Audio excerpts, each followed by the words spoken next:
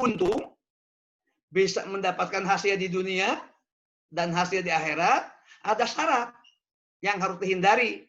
Nah, ini sudah dibahas mulai ayat 262, 263, 264, itu sudah dibahas. Ada 4 atau 5 yang harus dihindari. Yang pertama, jangan menyebut-nyebut apa yang sudah diberikan kepada orang itu. Bahasa Al-Qur'annya al-mannu. Ini sekedar untuk nyambung, itu 264 itu sudah menjelaskan itu. Yang kedua, jangan menyakiti pihak-pihak yang menerima.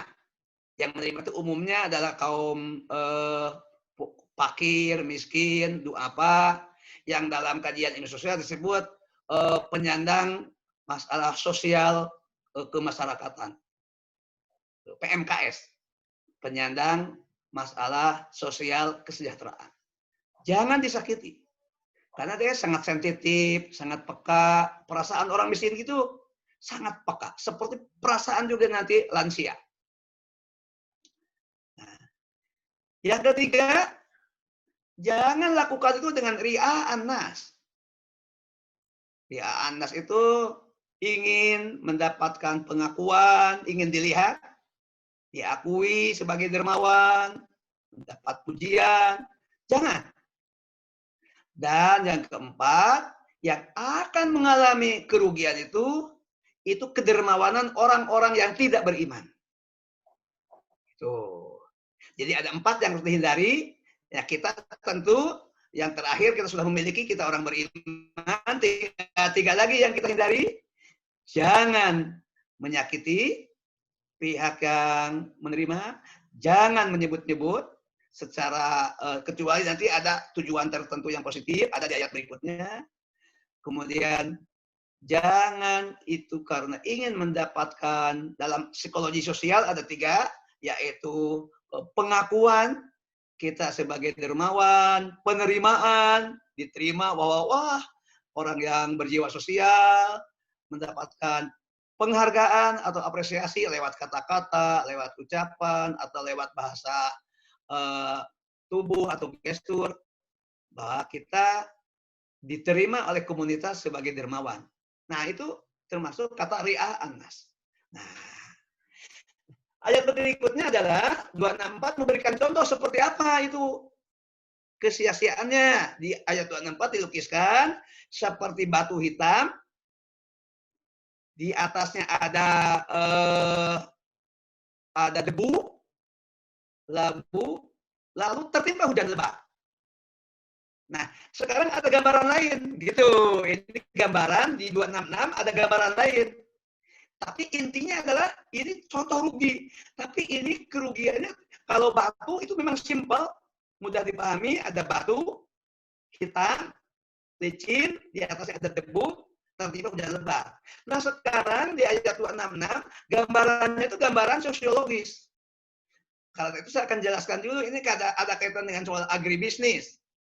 Nah, ini gambaran sosiologis. Sosiologis ini adalah masyarakat Mekah, masyarakat Madinah, yang kekayaannya itu diukur oleh 3. 1, orang Mekah itulah sebagai petani, 2 sebagai pedagang, 3 sebagai peternak. Mana yang dominan? Sebagai petani. Nah, maka ini contohnya di sekitar kebun, gitu petani. Nah, petaninya apa? Di sana itu petani yang paling dominan adalah kurma atau anggur. Maka ayat ini konteks sosialnya adalah petani Mekah, petani Madinah, petani Jazirah Arabia, kurma, anggur. Dan itu produk unggulan. Sampai sekarang itu produk unggulan. Unggulan itu apa? Itu bisa jadi agribisnis yang bisa banyak orang terlibat. Ada pemasaran, ada jalur-jalur marketing, ada pasarnya, ada tengkulak, gitu. Maka contoh yang ditampilkan bukan model Cipanas. Kalau turunnya di Cipanas pasti akan turunnya mungkin tomat, kentang, gitu, cabai. Ini karena ayat ini turunnya di Madinah, di Mekah, ya, maka agribisnisnya kurma anggur. Makanya ayawatu ahadukum antakuna lahu jannatun min nahirin wa'ana. Apakah seorang kalian mengharapkan, ingin memiliki kebun? Kebunnya salah satu yang paling unggulan adalah kurma dan anggur. Karena itu sumber kekayaan, itu sumber penghasilan bagi petani. Gitu. Sumber kekayaan, sumber pertanian. Nah, tapi itu butuh air. Lagi-lagi kan pertanian, makanya dilekatkan tajri min tahtihal anhar itu. Jadi ini kebun di lahan yang subur dekat dengan air. Airnya air yang tetap, yaitu mengalir sungai. Singkatnya, ini kualitas kebun yang tingkat produktivitasnya tinggi. Itu gambarannya. Lahu fiha min kulli samarat. Dengan memiliki kebun itu, dia akan memiliki kebun buah-buah. Jadi yang disebut cuma dua. Ada kurma, ada anggur, mungkin nanti ada kacang, ada apa tuh. Tapi akan menghasilkan sebuah produk agribisnis.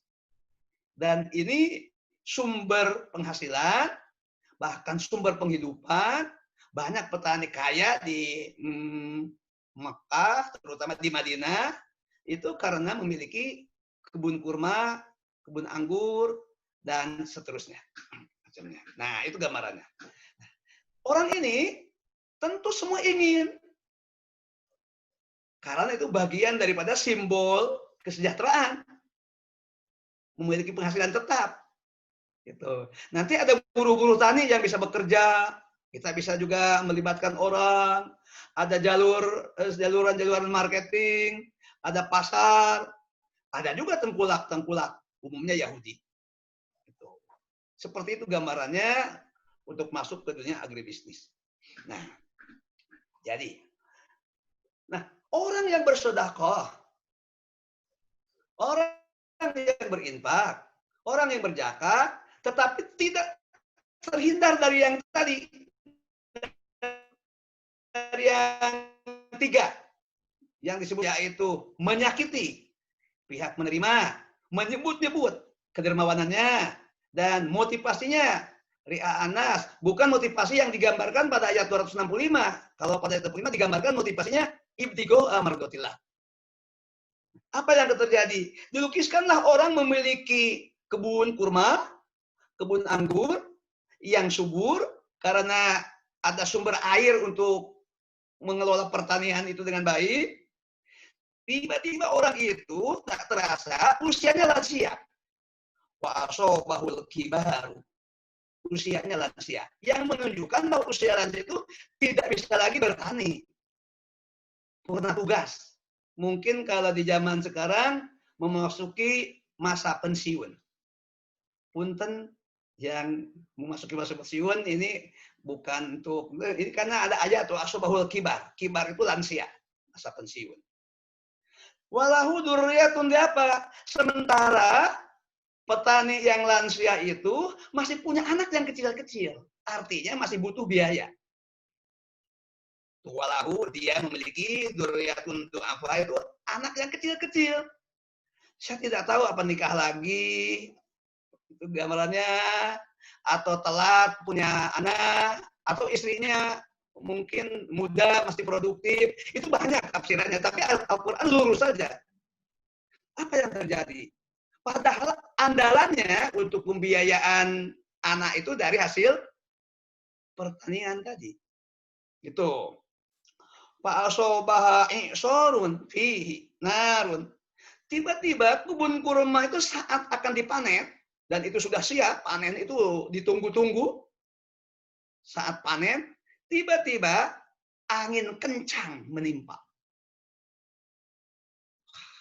Fihi, di dalam angin kencang itu narun, ada unsur api. Itu jadi angin kencang yang panas, ada unsur ikhfah tarokot. Lalu kebun kurma yang akan dipanen itu terbakar, habis, ludes. Jadi ini harapan yang sia-sia.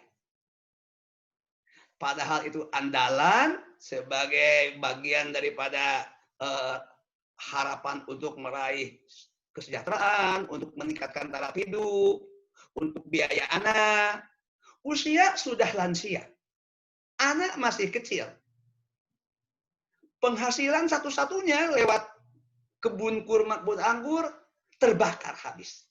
Semuanya merupakan deskripsi gambaran tentang kegagalan, gambaran tentang kerugian, gambaran tentang penyesalan. Seperti itulah contoh orang berinfak sudah melakukan kegiatan sosial, sudah melakukan kepedulian, tapi ternyata di dunia, apalagi di akhirat, tidak mendapatkan hasil apapun, gigit jari. Tapi sekarang cara mencontohkannya bukan dengan, kalau di ayat 164 contohnya adalah simple. Batu, licin, hitam, di atas debu, tertimpa hujan. Sama aja ujungnya. Tapi ini dilukiskan tentang betapa masgul, rugi, menyesal. Seperti itulah kalau kita berinfak, berzakat, bersedekah, tidak menjauhi 3 tadi. Gitu. Itu saya kira yang disampaikan pada ayat 266. Kadzalika yubayyinullahu lakumul ayat. Demikianlah Allah menjelaskan kepada kalian ayat. Ayat itu ada 2. Satu ayat itu ayat Quran. Ini yang sedang kita baca. Tapi juga ada ayat kauniyah. Ayat kauniyah itu bisa tercermin pada kehidupan sosial. Bisa tercermin pada alam. Nah, kalau ini adalah kehidupan sosial, yaitu kehidupan petani yang rugi, yang gigit jari, tidak panen gagal, dipusokkan, kalau istilah Orde Baru dulu. Sementara usia sudah tua, anak-anak sedang membutuhkan biaya hidup. Nah, ini di ayat 266. Ini Pak Udin, apakah dibuka dulu tanya jawab untuk satu ayat atau lanjut ke 267? Nah, nih. Silakan, kalau tinggal durasi waktunya saja. Nah, kalau itu selesai 266 seperti itu gambarannya. Nah, ini saya terserah kembalikan kepada Pak Bagus. Ini gimana Pak Bagus? Apakah lanjut ke 267 atau ini dibuka untuk dialog? Lanjut aja Pak. Lanjut, Ustaz, baik. karena ada kaitan, kelihatannya ada kaitannya. Ya, ya. Nah, sekarang kita masuk ke ayat 267. Yang ini di dalamnya ada pencerahan, ada bimbingan, ada arahan supaya kegagalan itu tidak terjadi. Jadi supaya kegagalan yang digambarkan di ayat 264, 266 itu tidak terjadi. Nah, bagaimana caranya? Mari kita ikuti. Ini arahan, bimbingan, panduan dari Allah Subhanahu wa taala ditujukan kepada orang beriman. Jadi ini panduannya panduan internal kepada orang dalam Islam, yaitu orang beriman, bukan kepada manusia secara keseluruhan. Ya ayyuhalladzina amanu, wahai orang-orang yang beriman. Nah, disebut orang beriman itu bukan orang beriman dalam konteks macam-macam agama merasa dirinya beriman, bukan. Yang dimaksud beriman itu orang Islam yang meyakini la ilaha illallah Muhammadur Rasulullah, meyakini rukun iman yang 6. Karena dalam kasus Indonesia, kelima agama di Indonesia juga menyebut dirinya orang beriman. Tapi bukan itu yang dimaksud. Bukan iman yang subjektif, tapi iman menurut Al-Quran, menurut sunnah, yang nilai tertingginya lah meyakini la ilaha illallah Muhammad Rasulullah. Kenapa saya sampai ke sini? Karena dalam konteks keindonesiaan tidak ada orang yang tidak beriman di Indonesia. Semuanya bertuhan kok. Gitu. Dan mengaku orang beriman semuanya. 6 agama di Indonesia itu ya, mengklaim dirinya orang beriman semuanya. Bukan gitu. Baik, kita langsung ke ayat. Anfiqu. berinfaklah kalian. Yaitu berinfak tuh menyalurkan, mengalirkan, mendistribusikan. Kalau infak itu dengan harta. Kalau sedekah bisa dengan yang lain. Yaitu bisa dengan ilmu, bisa dengan tenaga, bisa dengan doa, bisa dengan keterampilan. Kalau infak hanya satu item dengan harta atau pengganti harta yaitu uang, karena uang itu alat tukar. Nah, dari mana sumbernya? Min thayyibati ma kasabtum. Dari hasil bekerja yang baik. Jadi bisa berinfak dari hasil bekerja. Nah, inilah yang kemudian terbuka. Ada zakat perdagangan, ada zakat profesi, kalau sudah sampai nisab. Karena ini maka sabdum itu apa yang kamu kerjakan. Sedangkan pekerjaan orang itu di zaman modern berkembang. Gitu. Maka muncullah nanti kalau sudah sampai tingkat zakat profesi. Tapi hasil pekerjaan. Nah, pekerjaan yang apa? Pekerjaan yang thayyibah. Pekerjaan yang thayyibah itu maksudnya pekerjaan yang diridhoi Allah. Hasilnya betul-betul bisa jadi pekerjaan yang mulia, tapi tidak menghasilkan yang halalan thayyibah. Ini yang pekerjaan yang baik seperti berdagang, produknya yang menghasilkan yang betul-betul berkualitas. Berkualitas itu bisa terhindar dari halalan thayyibah. Thayyibah terhindar dari bukan harta yang diperoleh dengan hasil curang, dengan hasil manipulasi, dengan tindakan melanggar hukum, seperti tindakan pencucian uang, tindakan korupsi, kan itu disebut tindakan pencucian uang itu tindakan pidana. Atau bukan hasil pengadaan uang atau penggandaan uang, itu contoh, itu tidak thayyibah, itu haramat. Ada yang menggandakan uang, ada yang mengadakan uang, dan itu bukan wewenang orang, itu wewenang negara. Itu contoh lainnya. Nah, wa mimma akhrajna lakum minal ard, dan dari hasil yang kami keluarkan dari bumi. Nah, mengeluarkan dari bumi itu banyak ragamnya.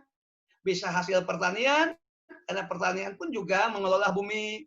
Tadi bisa pertaniannya macam-macam, bisa pertanian yang sayur mayur, itu termasuk pada wilayah agribisnis, bisa hasil pertanian itu berupa padi, bisa berupa tanaman keras seperti kayu jati, kan itu produknya luar biasa, harganya tinggi, tapi tenggang waktunya lama.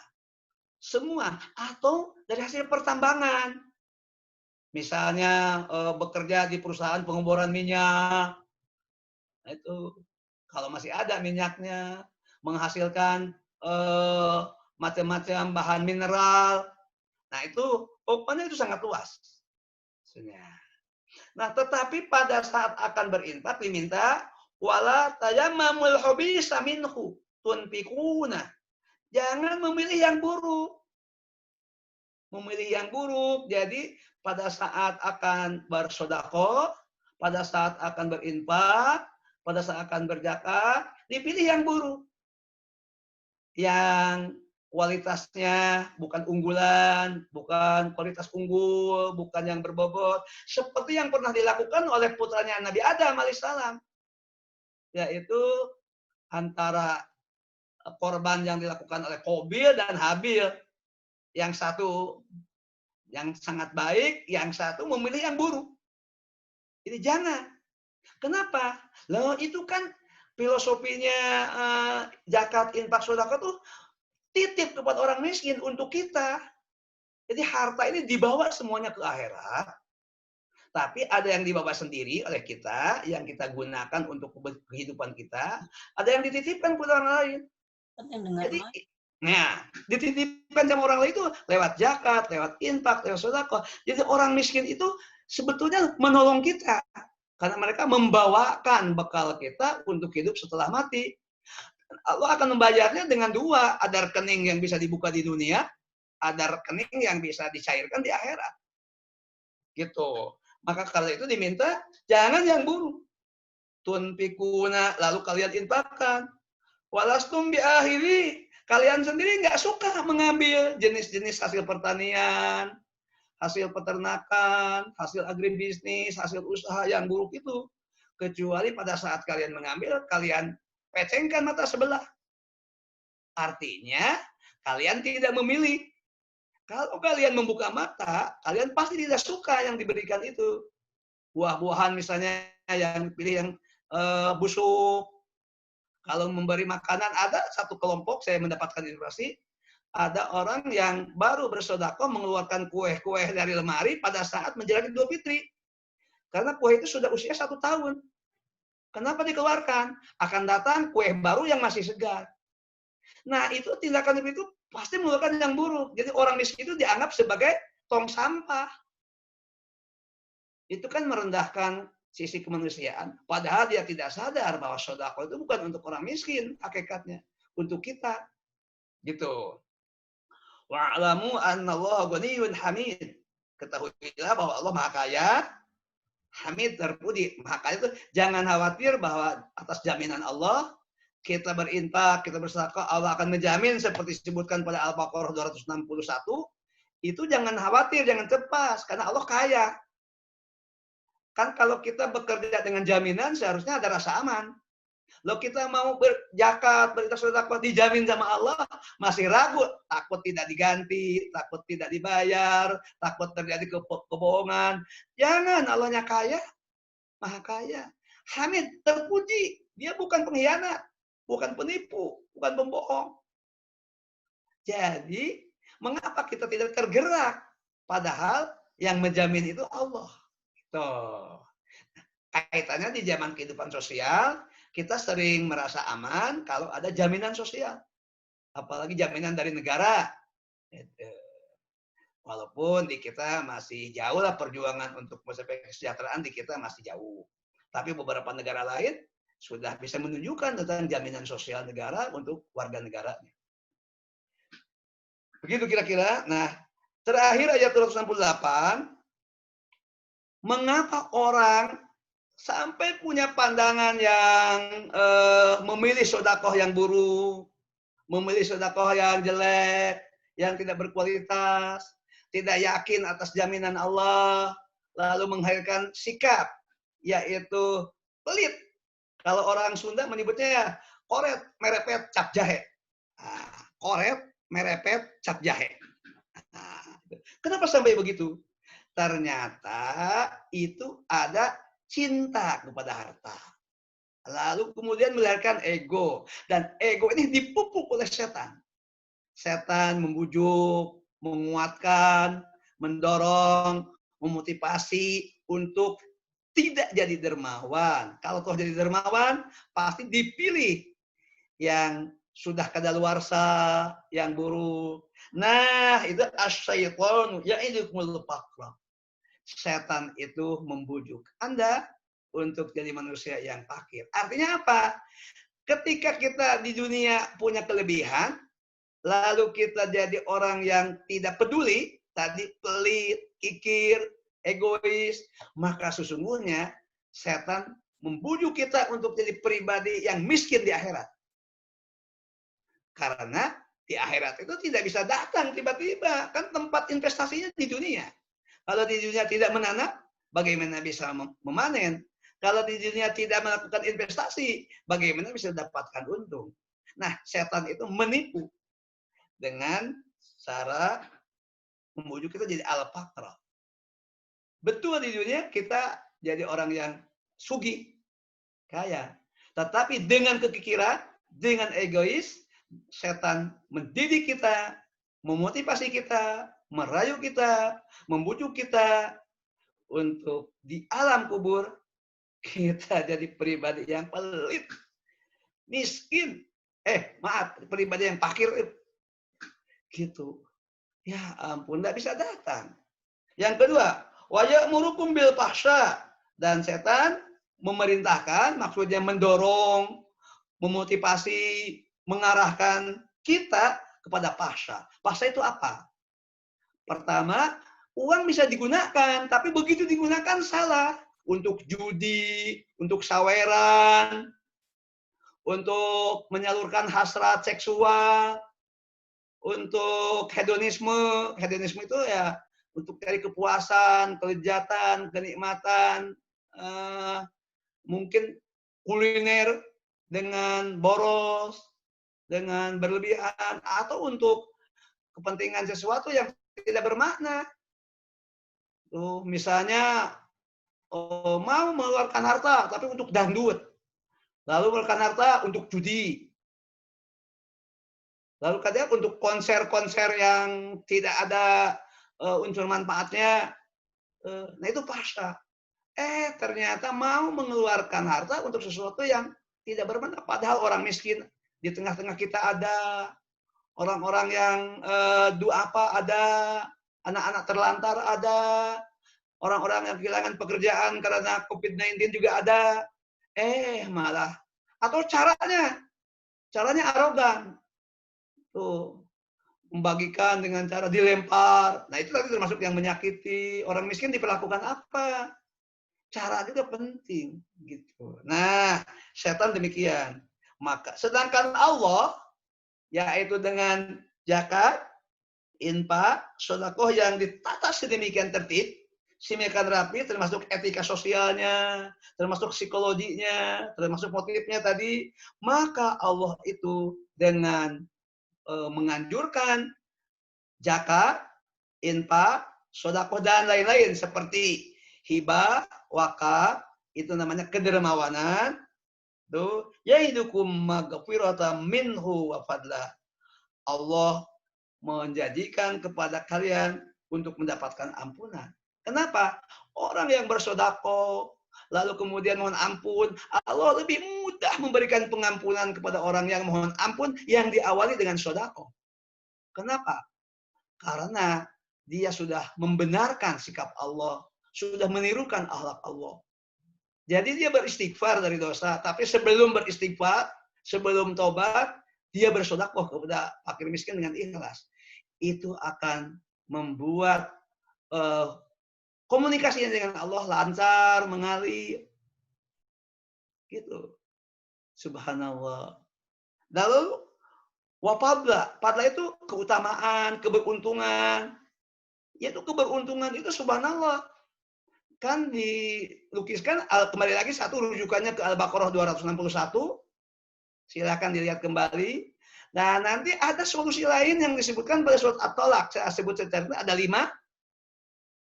Padla itu artinya kelebihan, keunggulan, itu pada keutamaan ada 5. Tapi akan saya kutip singkat pada surat At-Tolak ayat 2, 3 itu disebutkan. Yang pertama, wa may yattaqillaha yaj'al lahu makhraja. Siapa yang bertakwa kepada Allah, salah satunya dengan bersedekah, berinfak, maka Allah akan memberikan solusi dari kesulitan dalam hidupnya. Satu berarti ada makhraja, ada solusi. Selalu Allah berikan solusi. Kita hidup ini kadang-kadang tidak selalu mulus. Selalu ada masalah, selalu ada problem, tapi Allah berikan solusi. Yang kedua, wa may yattaqillah itu yarzuquhu min haitsu la yahtasib. Allah akan memberikan rezeki sebagai balasan dari kebaikannya sebagai dermawan yang tak terduga-duga. Itu padla ini tafsir dari kata padla, keunggulan dan keutamaan. Yang ketiga, wa yaj'al min amrihi yusra. Allah jadikan urusannya gampang, mudah. Yang keempat, wa yu'dim lahu, yang keempat adalah wa yukaffir anhu sayyiati. Dihapuskan kesalahan-kesalahannya. Dan yang kelima, wa yu'dim lahu ajra. Diberi pahala yang besar. Nah, besar itu ada yang kuantitatif, ada yang kualitatif. Dan itu bukan hanya di akhirat, di dunia. Jadi kelebihannya amal sosial itu rekeningnya 2. Bisa dicairkan di dunia, bisa dicairkan di akhirat. Nah, orang-orang kafir bisa mendapatkan dicairkan di dunia karena berlaku hukum kekekalan energi, hukum dunia. Tapi begitu di akhirat, maaf, Anda tidak berhak karena Anda tidak punya iman. Jadi kalau di dunia, orang-orang bukan muslim yang melakukan kedermawanan akan mendapatkan memetik hasilnya. Tapi sebatas kehidupan dunia. Begitu mati dan seterusnya, maaf, Anda hanya punya satu rekening saja. Dan sudah dicairkan selama Anda hidup. Sedangkan orang beriman, insya Allah akan mendapatkan di dunia, dengan tadi solusi yang Allah tawarkan, dan di akhirat. Dengan catatan, jangan ada yang mengganggu atau merusak. Yaitu, jangan menyakiti pihak yang menerima, jangan menyebut-nyebut, jangan kena ria, dan perkuat sedekah atas dasar iman untuk keridhaan Allah. Saya kira wallahu wasi'un alim, Allah maha luas, tidak usah khawatir, ini Allah persediaannya luas banget. Alim, Allah tahu siapa yang bersedekah dengan ikhlas, siapa yang bersedekah dengan setengah ikhlas, siapa yang suci banget. Karena itu, secara kuantitatif Allah menyediakan interval.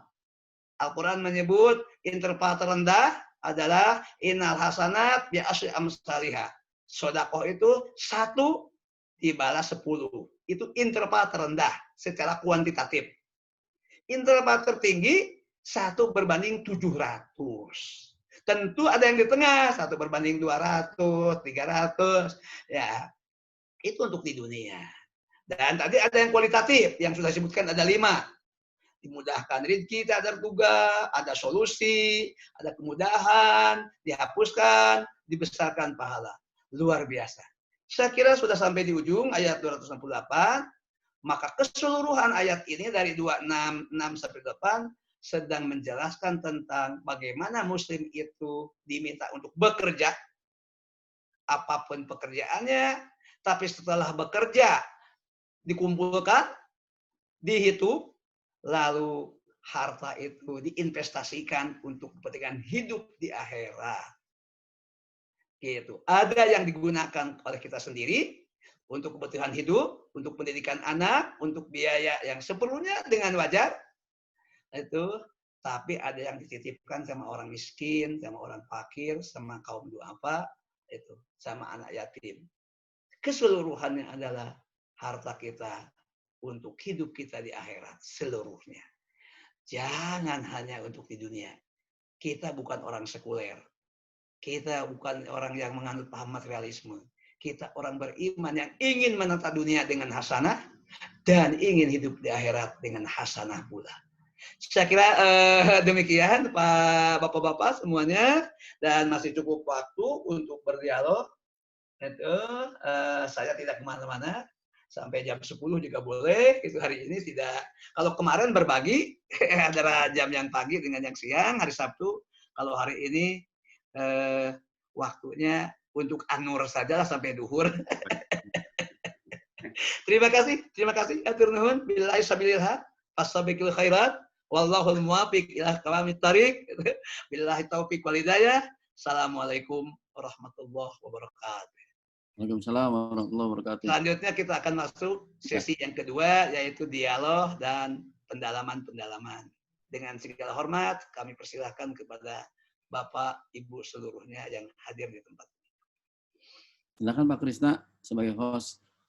Baik Pak, terima kasih Prof. Ustadz. Ya, sama-sama. Ada 3 pertanyaan nih Ustadz yang masuk. Oh, alhamdulillah, mangga, silakan. Ini saya baca satu-satu Ustadz ya. Ini dari Pak Tubagus. Agar tidak terjadi kerugian seperti pada ayat 266 yang bisa terjadi pada semua profesi, bagaimana caranya, Ustadz? Ya, satu-satu dulu Pak ya, supaya saya tidak... Ya, Pak. Yang pertama, pada saat kita menjalani profesi, kita betul-betul profesional. Kita punya seperangkat nilai yang kita bangun disebut dengan etika. Yaitu 1, kita bekerja dengan niat beribadah. Tuh. Supaya pekerjaan kita berada pada jalur mardhotillah, pada gelombang keriduan Allah. Nah, seluruh aktivitas kerja itu mulai dari berangkat dari rumah, selama perjalanan, di kantor, pulang kembali, dengan segala tugas-tugasnya. dinamikanya itu harus diniatkan ibadah. Itu. Nah, dan tentu lebih kedua, terus semua itu harus diharapkan untuk menghasilkan pendapatan yang halalan thayyibah. Imam Syafi'i memberikan nasihat, tolabul halali faridotun mimba dil faridoh. Mencari rezeki yang halal adalah kewajiban muslim setelah kewajiban-kewajiban lain, seperti setelah kewajiban beribadah, maka berikutnya muslim itu mencari sumber penghidupan, sumber kehidupan, sumber income, penghasilan yang halal. Jadi niatnya ibadah, pekerjaan kita adalah pekerjaan yang menghasilkan yang halal. Gimana supaya halal? Kaidahnya sederhana ada. Tidak mendapatkan honor, tidak mendapatkan asupan, tidak mendapatkan ensip tanpa kerja. Itu tanpa kerja. Jadi betul-betul ada keringat, ada kerja. Bahkan kalau perlu, dilebihkanlah pekerjaan kita dari tugas yang ditetapkan. Sehingga insya Allah uang yang kita terima, apakah ini gaji pokok, intensif, remun, apapun namanya, itu adalah produknya adalah halalan thayyibah. Gitu. Setelah itu, salurkan kepada anak, kepada istri, itu yang dibawa sendiri. Dah. Jangan pelit untuk pendidikan, untuk kesehatan, untuk kesejahteraan anak. Masih ada satu pos, yaitu lewat zakat kalau sudah nisab, lewat infak, lewat sedekah dengan mengikuti panduan Al-Quran. Insya Allah hidup kita berkah. Negara ini akan mendapatkan pekerja yang punya profesi, pekerja yang punya integritas, ASN kalau pegawai negeri yang punya profesional, punya integritas, punya kejujuran, negara diuntungkan, sistem diuntungkan, pribadi kita untung, dan masyarakat mendapatkan manfaat dari keberadaan kita. Itu insya Allah kita akan terhindar dari gambaran tadi. Kalau kita bekerja di sektor formal, gitu. Jadi pegawai negeri, bekerja di BUMN.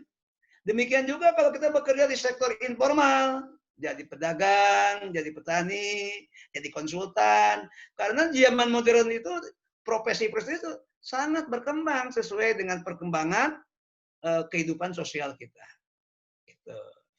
Itu tadi. Nah, pada ayat ini contohnya adalah petani.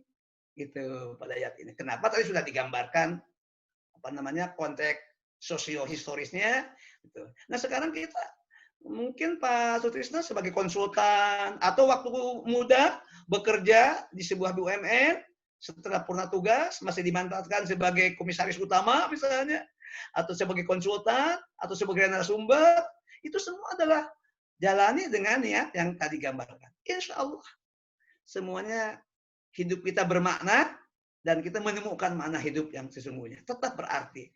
Walau kita sudah purna tugas, insya Allah ilmu kita masih bermanfaat, masih bisa bekerja, masih bisa investasi. Saya kira demikian untuk pertanyaan yang pertama, Pak Sukrisna. Oke, Ustaz. Jadi berkarya itu sebagai wujud tanda syukur kita telah diberi umur gitu, Ustaz. Persis. Jadi beribadah itu juga melahirkan syukur. Itu ada ayat i'malu ala Dawuda syukra. Hei keluarga Daud, keluarga itu diberikan kekayaan, diberikan kekuasaan, diberikan melimpah, bekerja lalu bersyukur. Baik, Ustaz. Syukurnya syukur in action. Oke, saya bacakan pertanyaan kedua. Apakah kekikiran manusia karena karakter asalnya yang kikir atau karena pengaruh setan? Mohon penjelasan, Ustaz. Dua-duanya, Pak. Oke. Dalam psikologi dua-duanya. Yang pertama, manusia itu memiliki ego. Itu analisis dari Sigmund Freud, seorang psikolog, punya ego. Ego di dalam bahasa Arab itu ana itu aku, ananya itu keakuan. Nah, ketika keakuan yang muncul, maka dilukiskan dalam psikologi itu menyedot energi dari luar, sementara dia tidak memberi. Jadi semua orang harus memperhatikan dirinya, dirinya jadi sentral, tapi dia tidak memberi. Seharusnya kalau yang imbang bisa take and give. Dia bisa menerima, kita butuh perhatian, kita butuh penghargaan, kita butuh pendapatan. Itu yang masuk ke dalam diri kita. Tapi kalau kelama juga kita memberi, baru itu matang, sehat.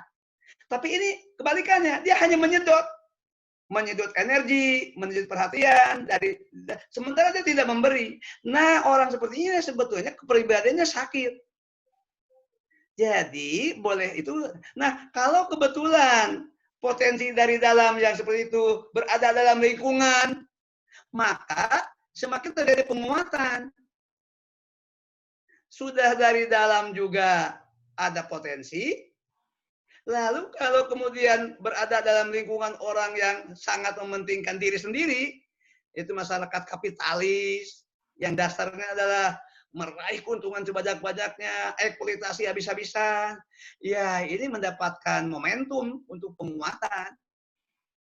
Kalau toh dia peduli sama orang, pasti berhitung tentang untungnya. Ada yang melakukan kritik, CSR perusahaan itu sebetulnya untuk kepentingan orang miskin atau untuk kepentingan perusahaan. Gitu. Nah ini kritik-kritik sosialnya, itu saya masuk juga ke masalah kritik sosial, psikologi, gitu. Nah Islam luar biasa meminta kita jadi pribadi yang seimbang, karena itu harus melawan ego pada diri kita untuk terjadi kematangan, kedewasaan, sehingga kita jadi pribadi yang bisa menerima, tapi juga bisa memberi. Gitu. Disinilah rahasianya mengapa orang miskin tetap kena kewajiban zakat fitrah. Padahal sudah miskin, tetap punya kewajiban. Supaya, pertama itu kewajiban dari Allah. Kedua, supaya orang miskin juga bukan hanya bisa hanya menerima, tapi punya pengalaman memberi. Meskipun yang diberikannya juga zakat dari orang lain. Misalnya orang miskin nunggu ada yang zakat fitrah, setelah zakat, lalu untuk zakat dirinya boleh secara fikih. Karena dia adalah menjadi penerima sekaligus pemberi, gitu, pembayar zakat. Nah, saya kira demikian, ini konteksnya dengan bulan Ramadan itu begitu. Zakat itu zakat yang sangat manusiawi, universal, gitu. Bagi mulai dari bayi yang baru usia 1 hari sampai pada aki-aki yang sudah lansia. Demikian. Ya baik, Ustaz, ini ada pertanyaannya makin bertubi-tubi nih, Ustaz. Ini Baik. Yang nomor 3 menarik nih, Ustaz. Ini kayaknya juga update ini. Jadi penjelasan tadi jangan menyakiti karena orang miskin itu perasaannya lebih sensitif. Nah, ini terkait dengan kalau kita menyumbang sesuatu, kita foto, terus kita share di sosmed, apakah itu termasuk menyakiti perasaan si penerima? Nah, ini kan sering, Ustaz. Kita nyumbang sesuatu, terus kita lihat apa mereka muka penyumbangnya segala macam, terus kita share. Nah, apakah ini menyakiti perasaan si penerima? Belum tentu, kita harus objektif. Kalau itu tujuannya di ayat lain, karena sedekah itu di ayat 270-an nanti belum sampai.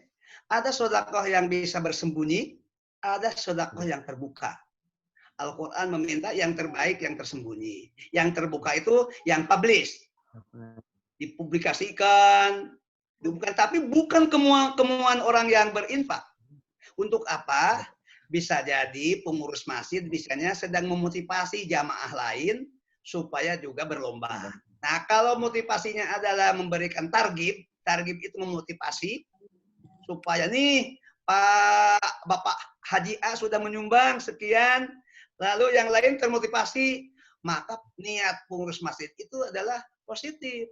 Yang penting orang yang disebut namanya tidak punya kepentingan dengan publikasi itu.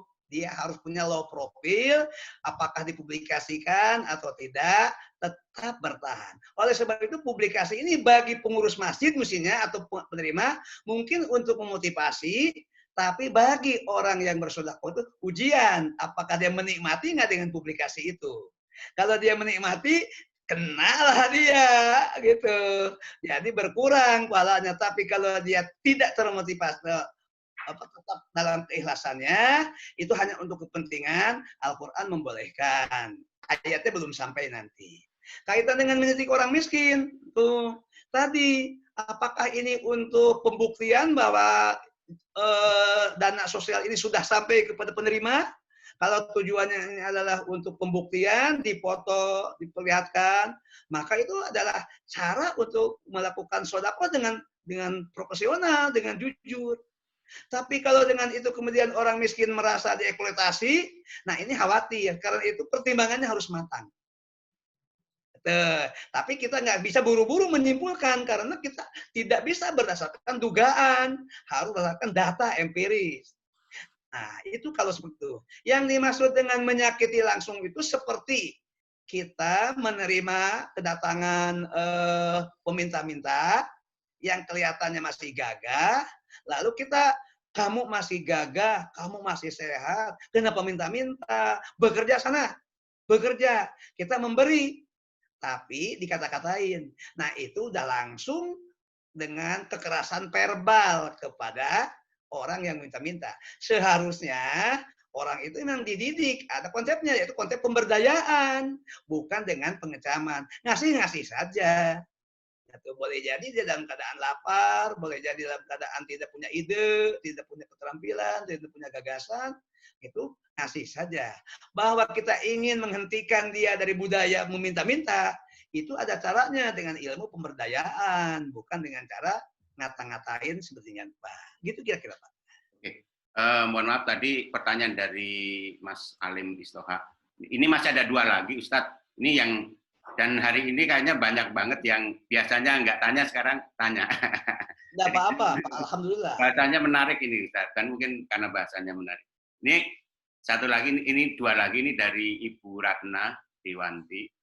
Apakah orang yang berinfak sudah termasuk juga berzakat? Belum, karena harus ada akad yang jelas nomenklaturnya. Kalau infak itu kan berapa saja besarannya dan kapan saja. Tidak ditentukan besarannya, tidak ditentukan batas waktunya. Itu infak. Jadi infak tuh lebih longgar, lebih leluasa, lebih bisa dilakukan oleh siapa saja. Yang penting dengan harta atau uang. Sedangkan zakat ada 2. Pertama ada jenis barangnya, zakat. Bisa ada zakat pertanian, ada zakat peternakan, ada zakat mal, ada zakat profesi. Kedua, ada batasan kepemilikannya nisab. Yang ketiga, ada batasan waktu, memilikinya genap 1 tahun. Gitu. Ketika zakat dikeluarkan, itu penerimanya juga ditentukan. Ada 8 pihak. Nah, tidak boleh zakat kepada orang yang bukan muslim. Gitu. Nah, itu kalau zakat jadi lebih ada aturan, lebih ada sistem. Sedangkan infak berapa saja besarannya tidak ditentukan. Gitu. Yang penting tadi syarat umum saja, yaitu infak ini betul-betul kedermawanan, investasi untuk hidup di akhirat, ingin mendapatkan keridhaan Allah, sepenuhnya adalah pengabdian yang tulus kepada Allah sebagai bentuk rasa syukur dan tanggung jawab kepada sesama. Jadi ada kesamaan dari sisi kedermawanan, dari sisi mengeluarkan harta, tapi ada perbedaan daripada dasar, sistem, hukum, dan syarat-syarat tertentu yang melingkupi zakat. Saya kira itu. Oke, baik Ustaz. Ini ada satu lagi. Ini dari Mas Kiski Kembang Gula tuh, yang ID-nya Kembang Gula. Saya bacakan Ustaz. Apakah zakat mal itu wajib banget? Wah, ini meskipun sebenarnya harta simpanan itu untuk bekal pensiun atau prepare apabila kebutuhan mendadak. Misalnya, apakah hukumnya jika tidak mengeluarkan zakat, terus sementara kalau memaksakan mengeluarkan orang tersebut akan bingung karena nggak ada uang kas atau membayarkan zakat tersebut. Jadi tidak ada uang kas untuk membayarkan zakat tersebut. Begitu. Baik, kita telah terus mendalam. Di zaman Rasulullah, zakat itu hanya menyangkut 3, yaitu zakat pertanian, zakat peternakan, zakat perdagangan. Cuma 3. ditambah dengan zakat fitrah keempat. Tuh. Nah, istilah zakat harta, zakat profesi itu belum dikenal. Tuh. Yang ada adalah zakat pertanian, hasil pertanian, zakat peternakan, zakat perdagangan. Nah, sekarang dikenal adalah zakat profesi, ada zakat harta. Itu dianalogkan kepada zakat perdagangan. Karena itu, tidak semua harta dalam ukuran tertentu wajib zakat. Misalnya, Allah, seseorang memiliki rumah. Kalau rumah itu ditempati, dia punya tanah, punya rumah ditempati, tidak wajib zakat. Nah, karena itu ditempati, digunakan untuk berlindung. Tapi kalau tanah rumah itu bernilai ekonomi, misalnya kontrakan, disewakan, ini baru kena zakat tijaroh, dagang. Tapi dengan catatan bahwa itu hasilnya ada penghasilan kotor, ada penghasilan bersih. Penghasilan bersih lah yang dihitung. Penghasilan kotor itu mungkin biaya operasional, perawatan, bayar PBB-nya, bayar listrik, bayar petugas kebersihan. Itu. Nah, begitu nanti berat bersih, lalu dikonversi. Apakah penghasilannya dalam 1 tahun 12 bulan, tergantung itunya, sama nggak dengan 95 gram emas, harga yang standar. Nah, makanya harus dihitung sekarang berapa harga emas berapa. Yang emas 25 karat, harga sekarang, biasa kalau pebisnis tahu. Saya bukan pebisnis, harus cari data dulu. Tahu. Kalau ternyata uang itu adalah sama sampai batas nisab, keluarkan 2,5%. Tapi kalau itu adalah tidak sampai, lah silahkan saja bersedekah bebas atau berinfak. Tapi besarannya kan bebas, bukan jalur zakat, gitu. Jadi harus diingat dulu. Nah, kalau sekarang bahwa uang itu adalah satu-satunya untuk bekal hidup, dan berarti itu dan jumlahnya tidak sampai kepada batas yang ditentukan nisab, lalu ya tidak wajib zakat. Kalau berinfak, kan bebas besarannya berapa.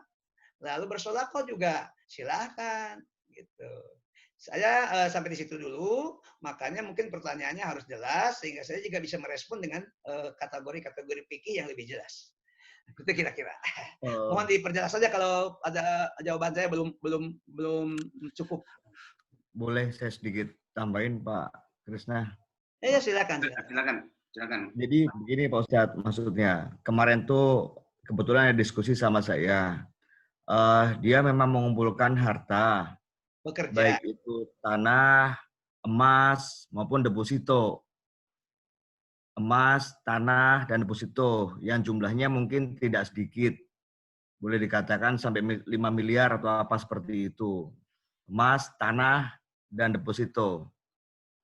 Dan selanjutnya, dan sekarang ini saat misalkan dia harus membayarkan zakat mal, saya nggak punya uang cash sebanyak itu kalau untuk mengeluarkan atas tabungan saya, deposito saya, emas, dan tanah saya.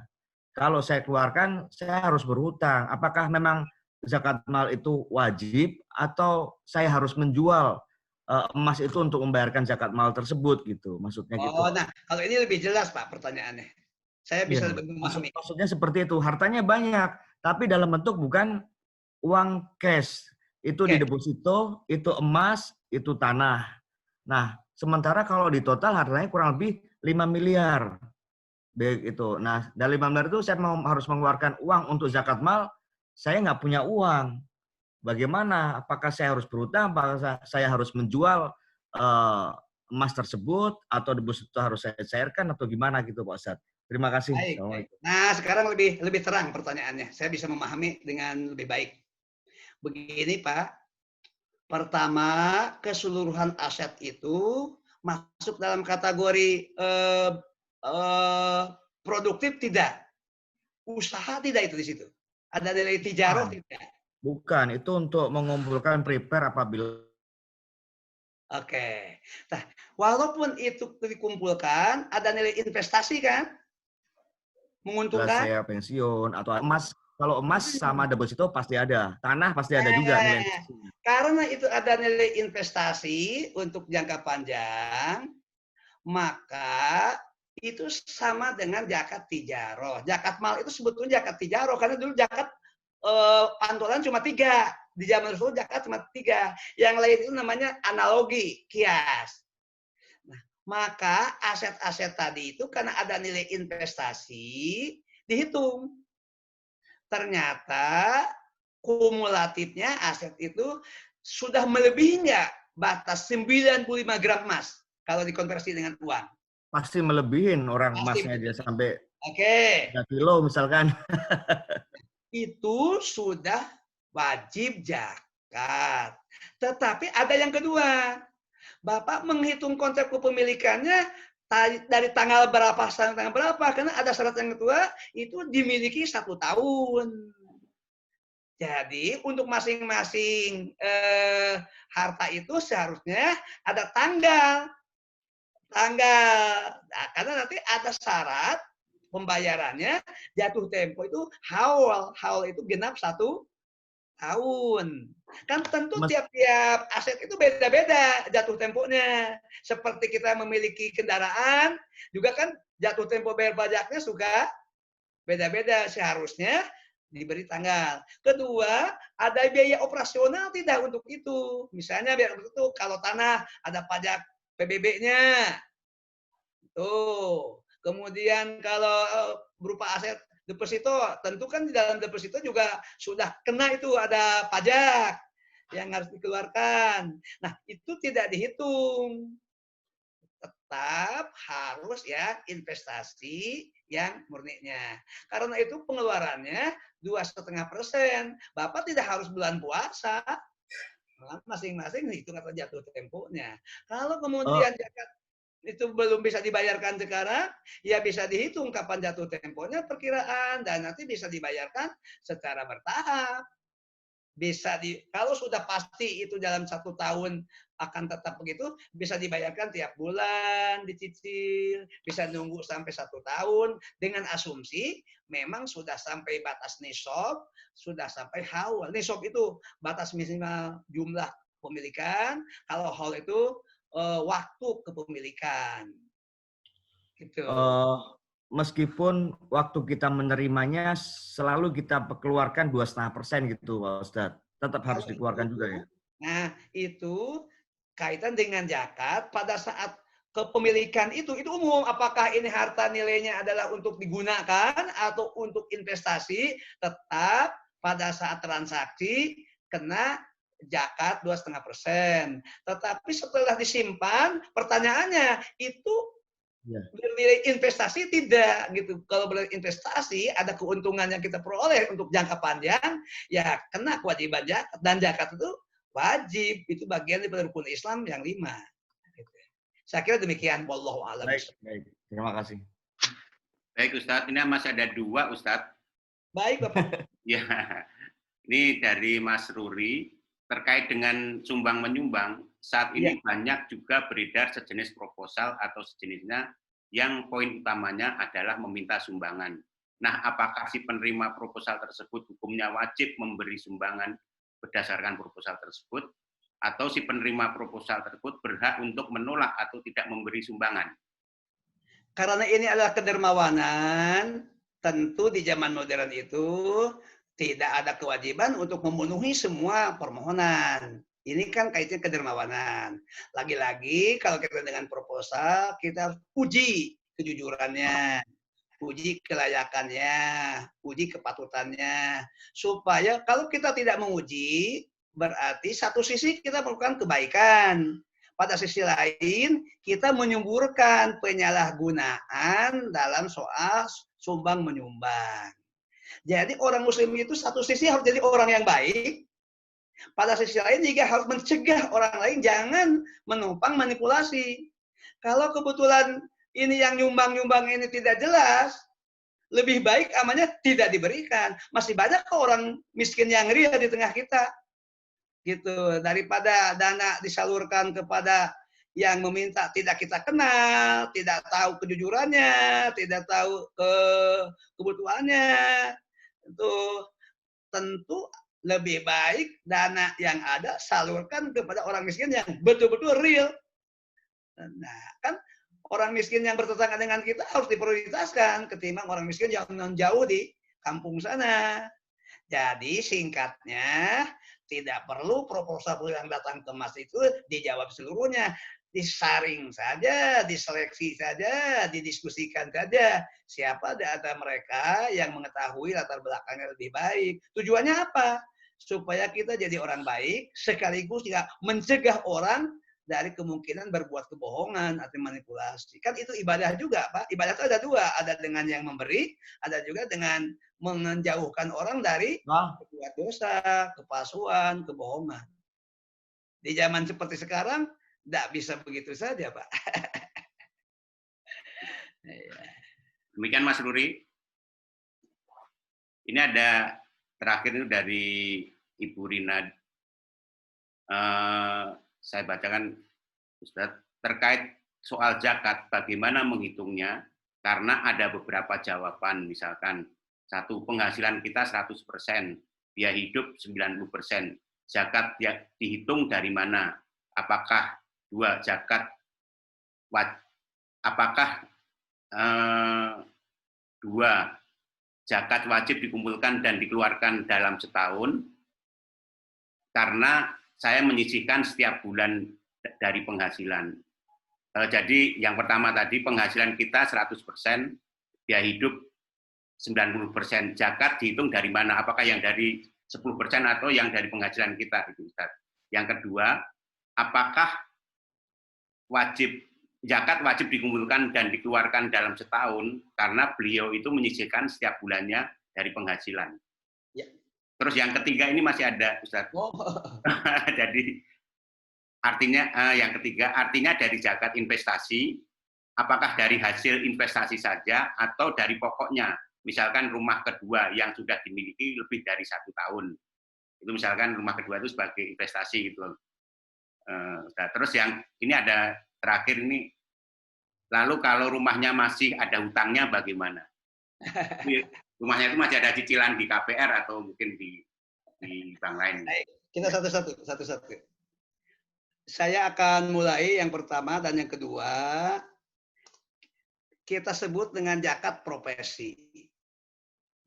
Zakat profesi itu zakat yang berkenaan dengan pekerjaan, lalu pekerjaan yang tetap, kemudian menghasilkan income, penerimaan. Nah, zakat profesi itu yang pertama, yang dikeluarkan itu yang neto, yang murni. Jadi kalau dari zakat itu ada dikeluarkan untuk transportasi, untuk biaya hidup, itu didahulukan. Misalnya untuk pos transportasi, untuk pulsa, untuk listrik, untuk biaya hidup, ya keluarkan itu. Itu kalau kebetulan ini profesinya seorang ibu dan kemudian ada bapak, suami, kan yang menanggung biaya keluarga itu suami. Nah, istri boleh jadi itu adalah kebaikan membackup. Keluarkan saja. Nah, sisanya berapa persen terserah, yang murni hitung. Itu dalam 1 tahun kira-kira sudah sampai tingkat nisab atau tidak? Penghasilan kumulatif selama 1 tahun, apakah sudah sama dikonversi dengan harga 95 gram emas? Kalau ternyata sudah sampai, dan ternyata itu tetap dalam setiap bulan tidak ada perubahan, maka cara mengeluarkannya ada 2. Bisa kumulatif, nunggu 12 bulan. Itu. Cara penghitungannya tidak harus Ramadan. Tetapkannya tanggalnya, apakah setiap tanggal 1 April, yang penting genap 1 tahun 12 bulan gitu. Tuh. Bisa. Atau kalau ternyata dengan keyakinan, asumsi bahwa dalam setiap tahun tidak pernah berkurang dari batas nisab, ada cara yang lebih mudah, dikeluarkan setiap bulan. Dari mana dikeluarkannya? Dari penghasilan yang bersih. Setelah dikeluarkan, kalau ternyata sampai nisab, tetapi untuk biaya operasional, untuk biaya kebutuhan, dan hasilnya tidak sampai nisab, ya tidak wajib zakat.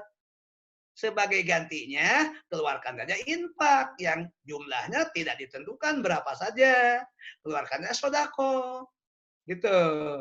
Itu kira-kira, jadi bukan zakat. Tapi infak sodako. Kenapa? Betul penghasilan saya mencapai nisab. Tapi itu kan penghasilan kotor. Belum dihitung biaya operasional. Kalau punya utang, utang didahulukan. Nah, jadi dalam Islam, dalam pengelolaan ekonomi keluarga dalam Islam, komponen utang itu diprioritas. Kalau utangnya adalah cicilan, tentu bisa dihitung setiap bulan. Dihitunglah bagian daripada pengeluaran. Kan terambil, sisanya ada nggak? Kalau masih ada sisa, dan sisanya sampai tadi nisab, baru kena kewajiban zakat profesi. Gitu. Nah, kira-kira dengan itu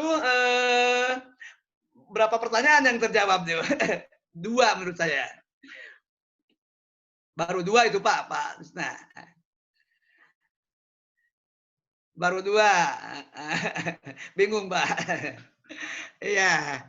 Atau yang bersangkutan boleh memberikan komentar. Berapa lagi yang belum terjawab? Silakan Ibu, langsung saja.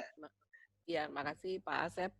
Jadi ya ini berarti kan saya sekarang jadi lebih jelas karena ada juga yang mengatakan bahwa saya ini bukan pegawai tetap gitu, jadi penghasilan saya setiap bulannya berbeda-beda. Kalau ngitung setahun saya jadi kesulitan, makanya saya tiap bulan begitu dapat penghasilan, saya langsung sisihkan langsung aja, nggak pakai dihitung biaya hidup dulu, langsung dihitung karena takut kurang. Kemudian, nah oleh karena itu ada juga yang bilang kalau zakat tuh harusnya keluarnya setahun. Nah saya kalau udah disisihin, kalau ini udah aja langsung saya bayarin zakatnya, jadi nggak nunggu setahun saya udah bayarkan. Berarti zakat saya bayarnya kebanyakan tuh kemarin, ada sebagian sedekah sama infak mungkin ya, daripada kurang kan itu. Nah terus sekarang karena ada jawaban juga yang seperti ini, Bu, kalau misalnya nih tadi kan saya bicaranya 100%, tapi kalau misalnya dalam jumlah angka, ada yang bilang gini, kalau kita ngitungnya dalam biaya hidup aja, misalnya biaya hidup kita itu sebulan, misalnya dalam angka nih, harusnya 100% itu sama dengan 1 juta. Biaya hidupnya tuh cuman sebenarnya kalau biaya hidup pokok buat makan dan lain-lain tuh 5 juta juga cukup. Jadi yang harus dizakatin dari 5 juta. Padahal kan ada banyak biaya yang lain di luar itu. Misalnya seperti itu, tapi sekarang saya jadi bingung, daripada kurang-kurang saya ngambilnya seperti itu aja. Nah terus tadi kan udah yang zakat ya dikumpulin, jadi nggak masalah ya Pak Ustadz kalau saya keluarinnya tiap bulan aja. Ya Karena tidak, kalau tapi akan diminta dalam Islam itu supaya real count. Kalau begitu, coba Ibu membuat neraca untuk dalam 1 tahun gimana, lalu pengeluaran itu dirinci, bukannya hanya pokok. Gitu. Nah, kalau kemudian ternyata masih dalam batas nisab, berarti kena kewajiban zakat. Mengeluarkannya ada 2 pilihan. Bisa 1 tahun supaya kumulatif terhitung. Tapi bisa juga tiap bulan. Kalau ternyata penghasilan Ibu tiap bulan berubah-ubah, maka tentu saja ada bulan yang kena kewajiban, ada yang tidak. Tapi tetap harus dihitung dalam jumlah 1 tahun. Oh gitu ya Pak Ustadz, ya, berarti apalagi berubah-ubah. Nah kalau berubah itu sangat betul untuk penghitungan 1 tahun. Untuk memastikan apakah saya ini bayar zakat atau bayar infak. Gitu. Oh iya. Ukurannya kewajiban. Iya. Kalau infak bisa lebih besar dari zakat, bisa lebih kurang, kan bebas jumlahnya kalau infak. Iya, ya betul. Gitu. Jadi tetap juga pribadi Muslim, pribadi yang kebaikan pun harus dihitung. Gitu. Kebaikan juga dihitung supaya nanti masuknya ke zakat atau ke infak atau ke sedekah. Dan yang dihitung bukan hanya kebutuhan makan, kan kebutuhan hidup kita bukan hanya itu. Iya, banyak yang lain-lainnya Ya, juga. apalagi kalau udah utang itu termasuk dalam komponen pengeluaran yang prioritas. Islam itu sangat menekankan utang itu prioritas, harus dihitung, harus dipertimbangkan. Makanya idealnya orang muslim itu tidak punya utang. Iya, Tapi iya. kita negara berutang. Ya, kalau nggak utang, Bang, itu nanti banyak yang nganggur, Pak. Jadi Ya, sebagiannya kita ngutang. pertimbangannya bolehlah ada satu kemaslahatan, tapi jangan sampai kita jadi pribadi yang terlilit utang atau kita tidak peduli sama utang. Ada problem, tetap harus dijaga. Gitu. Iya. Nah, pertanyaan yang berikutnya nih, misalnya tadi kan berbicara yang si rumah ada tanah, jadi nggak bisa bayar zakatnya karena semua dalam bentuk properti. Nah, pertanyaan yang ketiga tadi adalah, misalnya kalau bicara hasil, kita punya rumah, anggap aja bukan rumah yang kita tinggalin, berarti ada rumah kedua, kan, atau rumah ketiga, atau rumah keempat. Nah, rumah tersebut misalnya disewakan. Kalau disewakan, zakatnya itu dihitung dari hasil sewanya saja atau dari harga pokok rumahnya? Ya, ini kalau begitu, rumah yang kedua itu rumah dalam konteks bisnis. Ada pemasukan. Maka yang dihitung itu adalah modal dan keuntungan keseluruhannya, tapi harus dipotong dengan biaya operasional. Kalau itu rumah belum lunas, ya hitung dulu komponen biaya cicilan, komponen biaya perawatan, biaya pajak, biaya-biaya lain. Dan kemudian dari penghasilan itu juga dihitung. Loh ternyata saya memang dapat masukan, tapi itu adalah andalan untuk kehidupan keluarga. Lah kalau begitu kumulatifnya, nanti bisa-bisa nggak kena kewajiban zakat karena keseluruhan penghasilan habis untuk biaya-biaya lain. Gitu. Tetap harus ujungnya biaya murni. Apakah murninya sampai batas nisab atau tidak? Kan tetap dihitung seperti profesi gitu. Profesi juga dihitung. Kemudian kalau kemudian tanah atau rumah juga dihitung keseluruhannya. Itu baru ada prinsip keadilan. Jadi dia membayar itu setelah komponen-komponen pokok dalam hidupnya terpenuhi dari penghasilan tersebut, bukan penghasilan kotor. Gitu. Itu kira-kira.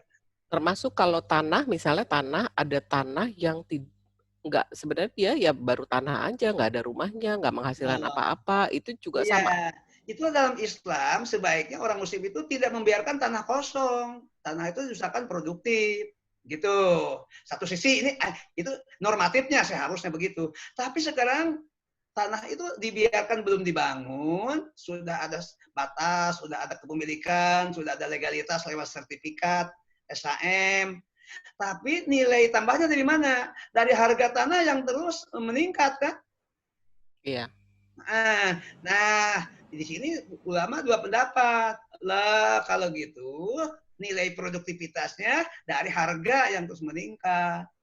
Kalau begitu, kalau pada saat transaksi sudah dibayarkan zakatnya, maka tidak perlu bayar lagi. Yang kedua, lihat dulu penghasilannya gimana, berapa setiap tahun itu namanya progresnya, kan bisa dihitung peningkatan harga, diukur dengan NPWP-nya, dengan harga apa. Nah, kalau ingin lebih murni, tetap dikeluarkan. Tapi kalau tidak, berarti cukup pada saat transaksi awal. Kalau lebih murninya, pertanyaannya lebih murni apa? Itu ada income yang masuk nggak dengan tanah didiamkan gitu? Kalau saya ada, sebenarnya tidak ada. Gitu. Karena harga itu terus meningkat. Kan bisnis properti itu tidak pernah rugi dari sisi investasi, dari sisi progresnya. Itu kita menurut ahli, saya bukan ahli, cuma untuk kepentingan zakat saya belajar. Kira-kira seperti itu, wallahu a'lam seperti itu. Nah, apakah kita ingin kembali kepada kaidah formalnya bahwa oh ini tidak, atau kita ingin lah saya seperti tadi ibu, daripada kurang mendingan saya bayarkan. Nah itu namanya sudah ada unsur kedermawanan, namanya tabaru. Tabaru itu nggak mau bertele-tele lah, saya keluarkannya zakat meskipun begitu dihitung ya ternyata belum wajib gitu. Dapat tetap itu kebaikan yang luar biasa. Ya, terima kasih Pak Ustadz. Ya, kira-kira seperti itu. Ada yang saklek menurut catatan fikih, ada yang tabaru. Tabaru itu ya lebih baik nggak dihitung detil-detil tapi dikeluarkan saja meskipun belum wajib. Itu sudah kebaikan yang luar biasa. Yang pertama pendekatan hukum, yang kedua pendekatan tasawuf, menekankan kebajikan yang lebih tinggi. Gitu. Ada istilah ilmunya begitu. Ya, makasih. Sama-sama. Sudah cukup terjawab. Terima kasih. Terima kasih. Terima kasih Ustadz. Kayaknya sudah semua pertanyaan terjawab dan ini rekor ini. Banyak banget yang bertanya. Alhamdulillah. Tapi inovasi Bapak sebagai orang yang berhasil Pak. Dan ini juga itu di live di. Tapi Anur punya inisiatif, punya gagasan cemerlang, ngaji tetap jalan. Ya. Dan ternyata membuka kesempatan lebih luas ketimbang dengan offline. Baik. Terima kasih sekali Ustaz. Kita masih bisa satu lagi. Baik. Masih bisa satu lagi. Mbak, saya tolong Mbak. Pak Krisna masih bisa satu lagi. Ya. Masih bisa satu lagi pertanyaan. Baik. Jadi kesimpulannya silakan Pak. Ya, silakan, Pak Bagus kayaknya mau bertanya satu lagi. Ini dari Ibu dari Ibu. Ini dari Ibu. Assalamualaikum warahmatullahi wabarakatuh. Waalaikumsalam warahmatullahi wabarakatuh. Damang Bu Bagus. Alhamdulillah Bapak, atur nuhun pisan. Sami-sami mangga wilujeng. Mohon hapunten Pak, itu masih seueur pisan anu acan ngartos tentang yang penerima zakat, Pak. Jadi terkadang zakat itu harus dialirkan kemana saja. Iya. Kan bisa dialirkan melalui lembaga, tapi juga ada yang mengalirkannya sendiri, tapi tidak tahu harus dibagikan kemana gitu. Terkadang ada hal-hal yang memang harusnya kan anak yatim, kalau yang memang anak yatimnya itu kaya kan tidak bisa dapat ya Pak ya, karena tidak ada di dalam asnafnya. Nah ini yang seperti apa mungkin Bapak bisa menjelaskan dari 8 asnaf itu satu persatu. Terima kasih punten pisan Pak. Mangga. Terima kasih. Pertama yang menjadi landasan hukum atau yang menjadi sumber legitimasi atau landasan hukum, payung hukumnya surat At-Taubah ayat 60. Pak Udin, kalau berkenan mohon dibacakan Pak Udin. Surat At-Taubah ayat 60 supaya terdengar nih kajian Al-Qur'annya ada kumandang Al-Qur'an. Silakan Ustaz Udin dibacakan surat At-Taubah itu innamas shadaqatu. At-Taubah surat ke-8 ayat 60. Baik, dicari dulu. Mangga. Surat ke-9 At-Taubah. Surat ke-9, maaf, bukan ke-8. Surat ke-9 ayat 60 At-Taubah. Innamas shadaqatu.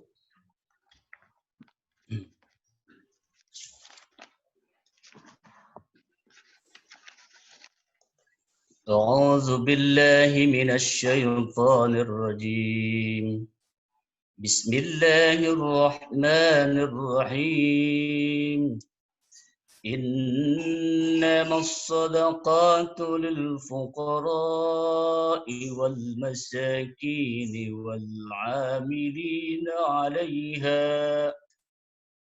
والعاملين عليها والمؤلفة قلوبهم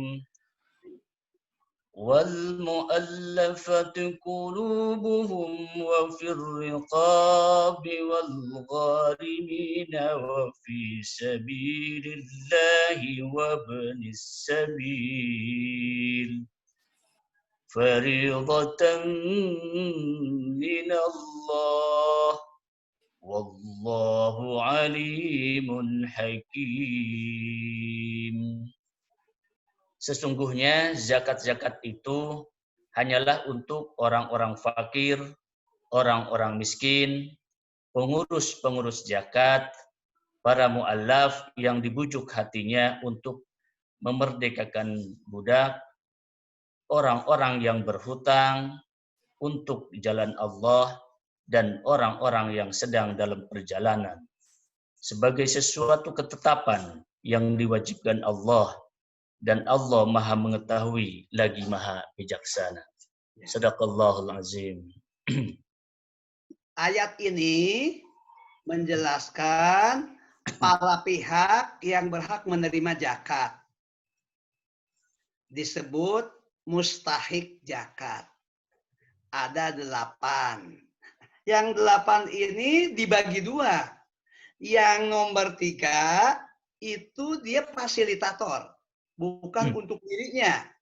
Itu wal amilin alaih itu fasilitator yang para ulama sepakat itu sebaiknya dalam bentuk lembaga atau badan. Indonesia kebetulan sudah punya undang-undang tentang zakat. Maka ada yang lembaga, ada badan. Kalau badan amil zakat ditambah dengan infak dan sedekah. Kalau lembaga amil zakat, infak dan sedekah. Nah, itu fungsinya dia perorangan. Fungsinya fasilitator, penghubung antara orang yang wajib membayarkan zakat, mujaki, dengan mustahik. Dia berada di tengah. Fasilitator itu. Apa tugasnya? Dia menerima dan menyalurkan. Tetapi tidak cukup menerima dan menyalurkan, dia juga harus mengkaji, betulkah penerima ini orang yang memenuhi persyaratan? Betulkah dia orang miskin, orang fakir? Dan zakat ini terbagi 2. Kalau zakat fitrah itu lebih dominan bersifat konsumtif. Langsung sampaikan kepada orang miskin lebih utama. Karena ada batasan kewajibannya mulai akhir puasa di bulan Ramadan, maghrib terakhir di bulan Ramadan, itu kewajibannya.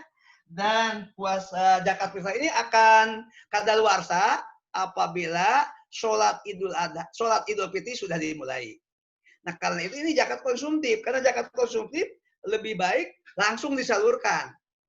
Kalau perlu sebelum malam Idul Fitri sudah selesai distribusi penyaluran kepada yang berhak. Sedangkan zakat yang lain termasuk zakat profesi, zakat mal, zakat apa, itu seharusnya zakatnya bernilai produktif. Karena nilai produktif tidak bisa dilakukan oleh orang per orang. Gitu idealnya. Tapi melalui badan amil zakat karena dia bekerja dalam tim. Gitu. Nah, makanya banyak negara yang kemudian bisa mengelola zakat dengan baik, bisa lebih sejahtera. Nah, itu ada 7 pihak yang berhak menerima. Yang pertama adalah fakir, kedua miskin, ketiga mu'alaf, keempat adalah untuk kepentingan pembebasan hamba, kelima untuk membantu menyelesaikan utang, keenam adalah jalan Allah, ketujuh ibnu sabil. Nah, dari semua itu dengarkan itu yang mana yang inti? Yang itu yang pertama dan kedua. Fakir, miskin. Itu. Sedangkan mu'alaf tergantung. Ada pendapat dari Umar Ibn Khattab, kalau mu'alaf itu dia masuk Islam dengan kesadaran dan pada saat masuk Islam adalah orang kaya yang tidak tergantung secara sosial ekonomi kepada bantuan, maka jangan diberikan, malah dia jadi kena kewajiban zakat. Tapi kalau pada saat masuk Islam dia diisolasi oleh keluarga, lalu dia menjadi jatuh miskin, kebutuhan hidupnya menjadi tidak ada yang nanggung gara-gara masuk Islam, maka kita wajib menyalurkan kepada mu'alaf. Oleh sebab itu idealnya harus ada mu'alaf center. Mu'alaf itu betul-betul ditata, dikelola, dianalisis. Betulkah dia mu'alaf? Itu. Jadi mu'alaf itu dalam tanda petik Sekarang rikob. Rikob itu kan untuk perbudakan. Nah, di zaman modern perbudakan itu tidak ada konkretnya, tapi ada bentuk lain. Bentuk lainnya adalah eksploitasi terhadap buruh migran. Nah, eksploitasi ini kan harus diselesaikan. Karena itu rikob ini harus konteksnya pemberdayaan. Pemberdayaan tuh seperti dompet itu apa? Ada yang disalurkan untuk kesehatan. Maka orang miskin tidak menerima uang, menerima layanan kesehatan cuma-cuma. Namanya LKC, layanan kesehatan cuma-cuma. Seluruh biaya operasional kesehatan diambil dari dana zakat. Orang miskin menerimanya adalah jaminan kesehatan. Ada yang berobat jalan, sampai berobat rawat inap, sampai biaya operasi, tergantung kemampuan dana yang terkumpul. Lalu gorimin artinya itu terlilit utang. Nah, itu tidak semua terlilit utang. Utang itu pangkalnya miskin. Tetap nomor 1, fakir miskin pangkalnya. Dalam keadaan fakir miskin, dia pinjam uang kepada rentenir. Yang bunganya hasil penelitian kami, misalnya saya penelitian tahun 2004 di daerah Parung, ada orang minjem uang 100.000, diterimanya 95.000, terimanya sudah dipotong itu. Kalau dia bisa membayar dalam tempo 24 jam, cukup membayar 100.000. Padahal dia nerimanya 95, udah dipotong. Tapi kalau dia tidak bisa dalam 24 jam, per 24 jam tidak bisa bayar, kena 5.000. Ada seorang nenek yang tidak sanggup bayar sampai 3 minggu. 3 minggu itu berarti 21 hari. Dihitungnya 20 hari. Dia bunganya saja 20 hari kali 5.000. 100.000. Tambah dia harus mengembalikan 200.000. Padahal dia terima uang 95. Harus mengembalikan kepada rentenir 200.000. Berapa persen itu? Nah, itu gorimin. Maka itu harus dipotong dengan 2 cara. Pertama, Badan Amil Zakat bayarkan kepada rentenir supaya terputus tuh dengan rentenir. Kedua, setelah itu lakukan pendampingan lewat permodalan, lewat pelatihan usaha, lewat dagang, supaya nenek tidak tergantung kepada rentenir. Nah, ini tidak bisa dilakukan oleh perorangan. Itu gorimin. Nah, sabilillah itu kategorinya lain. Itu pasos, fasilitas sosial. Bangun masjid, boleh mengambil dari dana zakat. Itu ini kan Anwar sedang membangun masjid, itu kategori sabilillah. Membangun jembatan, membangun madrasah, membangun pusat belajar, membangun rumah singgah untuk anak-anak. Itu sabilillah. Sabilillah itu sangat luas. Semua kegiatan sosial, semua kegiatan fasilitas umum yang diridhoi Allah. Cuma satu aja kategorinya, jangan ada unsur yang diharamkan, itu sabilillah. Sedangkan Ibnu Sabil intinya orang yang sedang dalam perjalanan. Boleh jadi di rumah dia orang kaya, tapi ketika di perjalanan kehabisan bekal. Cuma ulama menyimpulkan untuk 2 kepentingan. Satu, dia berada di rantau untuk cari penghidupan, bekerja, maka ini seperti buruh migran, seperti TKI, TKW. Yang kedua adalah untuk kepentingan mencari ilmu. Nah, karena itu Ibnu Sabil diterjemahkan jadi beasiswa, jadi bantuan bagi buruh migran dari TKW yang mengalami masalah di luar negeri, tidak bisa pulang, kontrak kerja tidak ada, tidak mendapatkan bayaran, maka bisa ditanggulangi dengan dana zakat. Gitu kira-kira. Apakah kalau dana zakat diberikan sendiri tanpa melalui badan? Sah saja. Gitu. Cuma tujuan zakat yang lebih tinggi belum tercapai. Gitu. Jadi kalau soal sah. Ini ada orang akan berzakat, langsung dibagikan. Boleh saja. Cuma tujuan zakat yang besar yaitu bagaimana orang miskin melakukan pemberdayaan sehingga hari ini miskin. Tahun depan miskin, 5 tahun ke depan jadi mujaki membayarkan zakat. Nah, tujuan itu tidak bisa diraih dengan amil perorangan. Harus amil dalam konteks lembaga profesional. Saya kira gitu jawaban saya. Apakah sudah ini terlalu umum mungkin untuk membuka wawasan? Tuh, jadi dari 8 asnaf itu pangkalnya fakir dan miskin. Ada mu'alaf, ada fasilitas umum, ada fasilitas sosial, ada orang-orang yang dalam perjalanan. Totalnya jadi ada 7, 8 dengan amil sendiri. Baik, terima kasih Ustadz atas penjelasannya dan kayaknya cukup ya. Karena kita juga teman-teman panitia itu mau persiapan untuk baksos ini Ustadz. Subhanallah. Untuk Ya, praktik, kita mau ada untuk memberi bantuan untuk teman-teman kita yang terdampak lah di tetangga-tetangga kita. Ya, artinya untuk praktikum dari kuliah hari ini. Betul, ya. Jadi ini teorinya ini pagi ini langsung kita praktekkan. Ini nanti akan di-lead sama Ustadz Udin. Silakan Ustadz. Baik Bapak Ibu yang dirahmati Allah, kajian tafsir pada hari ini kita akhiri dengan bersama-sama membacakan kafaratul majlis. Subhanakallahumma wa bihamdika asyhadu an la ilaha illa anta astaghfiruka wa atubu ilaik. Wal afu minkum. Assalamualaikum warahmatullahi wabarakatuh. Terima kasih Pak Kiai, terima kasih jamaah sekalian, terima kasih Ketua DKM. Terima kasih Bu Rina atas. Terima kasih Bu Rina. Semuanya Bapak Ibu yang terhormat, sampai ketemu insya Allah pada kesempatan Terima kasih kembali sama Ya, Amin.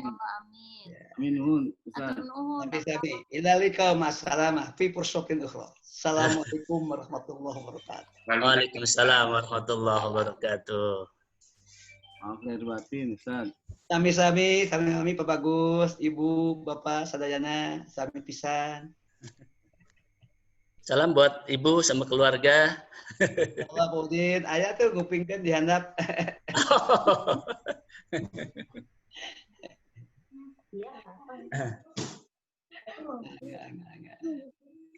Foto Pak Krisna. Oh ya, siap. Oke. Ini Pak Asep foto dulu. Iya, mangga.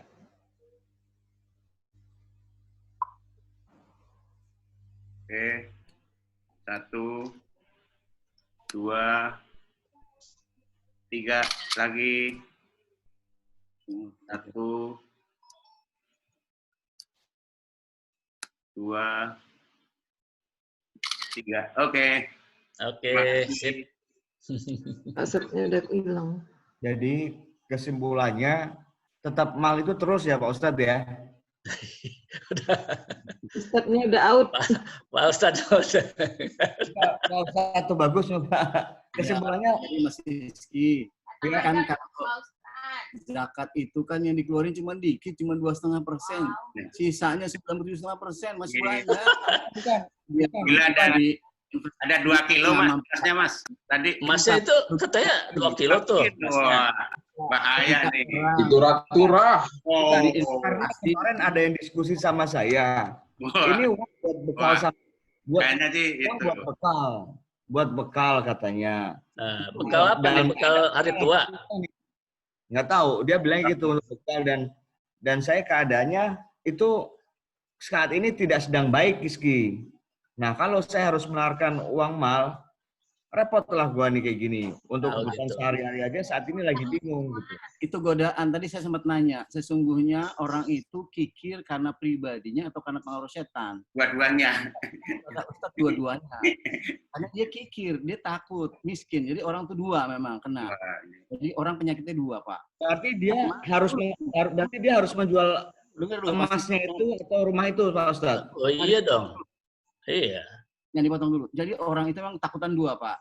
Takut miskin dan takut mati. Cuma dua itu. Wahyu.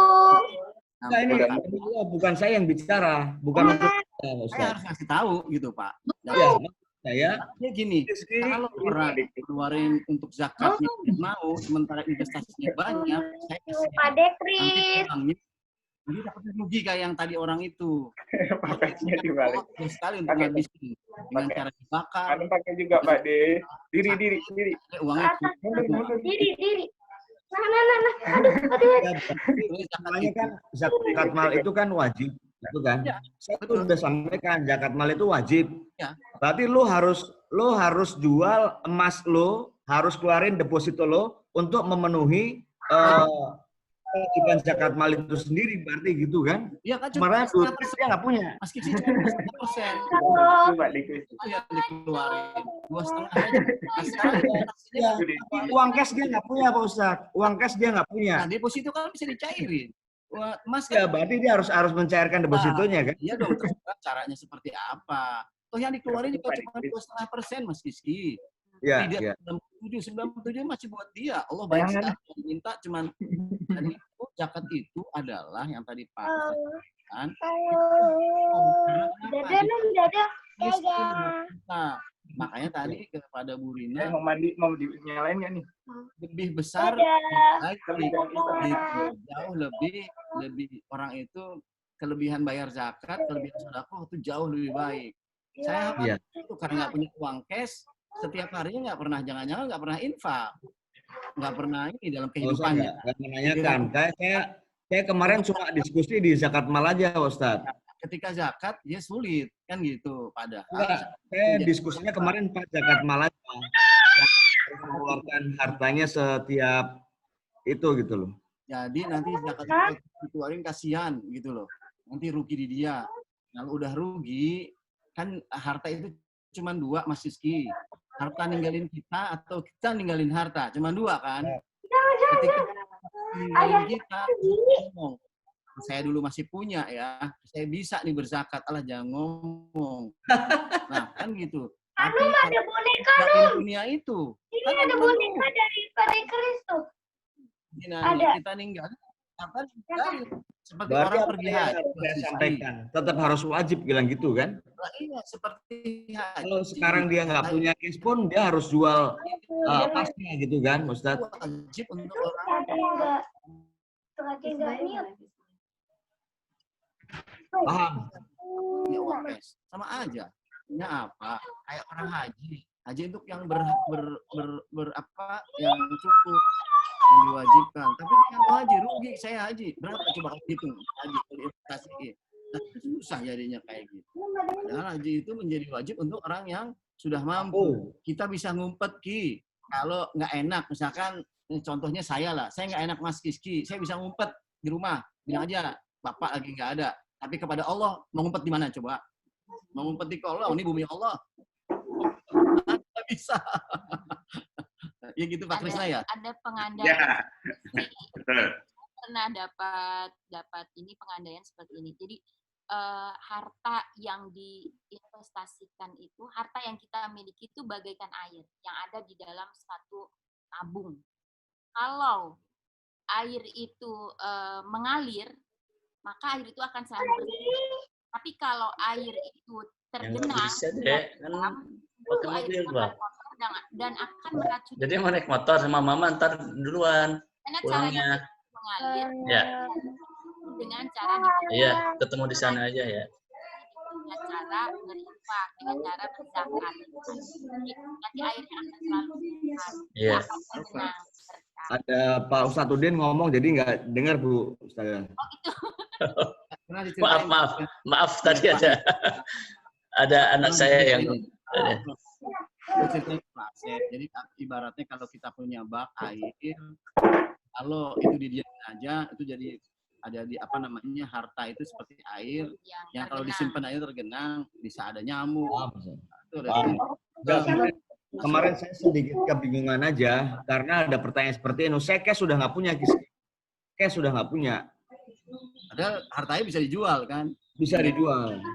Nanti saya akan sampaikan ke dia, ya dia harus jual hartanya gitu kan, Mas. Bagian juga nggak semuanya yang dijual kan? Iya. Untuk membayar. Nah satu hal sampaikan lagi Mas Rizky, bahwa yang dizakatin cuma 2,5%, dia masih punya 37,5%. Dan insya Allah yang 2,5 itu tahun-tahun berikutnya menjadi berkah, nambah lagi.